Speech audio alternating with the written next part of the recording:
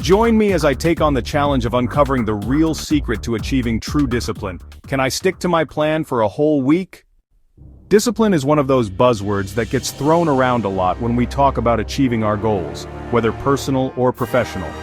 It's often seen as the magic ingredient that separates those who reach their targets from those who don't. But what does it really take to be disciplined? Many of us think discipline is all about having ironclad willpower or following a strict routine to the letter. We imagine someone who wakes up at 5 a.m. every day, never misses a workout, and always eats a healthy breakfast. While these habits can certainly contribute to a disciplined lifestyle, they don't tell the whole story. The truth is, discipline isn't just about being strict with yourself, it's about creating a system that works for you, not against you. The problem with viewing discipline as solely about willpower or routine is that it can lead to burnout. When we try to follow a rigid plan that's not tailored to our unique needs and circumstances, we're bound to struggle. We might stick to it for a few days, but eventually we'll find ourselves slipping up. And when we do, we often conclude that we just aren't cut out for this whole discipline thing.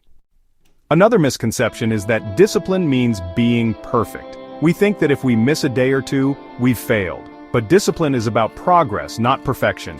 It's about making small, incremental changes that add up over time. When we focus on being perfect, we set ourselves up for disappointment. Instead, we should focus on making steady progress, even if it's just a tiny step forward each day. So, what does it really take to achieve true discipline? It starts with consistency. Consistency is about showing up day after day and putting in the work.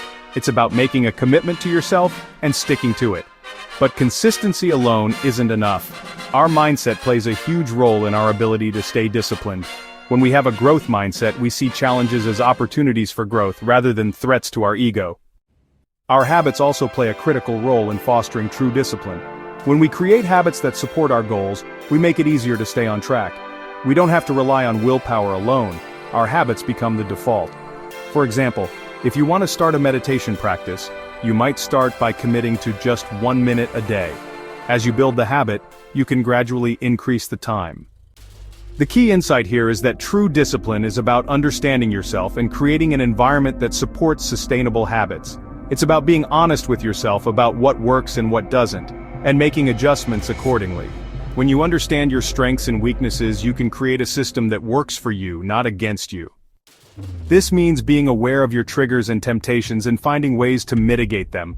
It means creating a schedule that works for you, not just following someone else's plan. And it means being kind to yourself when you slip up, rather than beating yourself up over mistakes. By taking a more holistic approach to discipline, you can create a system that supports your goals and helps you make progress over time. This approach takes into account your unique needs, circumstances, and personality. It's not about following a one-size-fits-all plan, it's about creating a personalized system that works for you. So, to recap, true discipline is not just about willpower or strict routines. It's about consistency, mindset, and habits. It's about understanding yourself and creating an environment that supports sustainable habits. By embracing this holistic approach, you can achieve your goals and make lasting changes. If you've got any thoughts on discipline, I'd love to hear them in the comments. And if you're looking for more tips on building effective habits, be sure to check out my next video on that topic. Thanks for watching.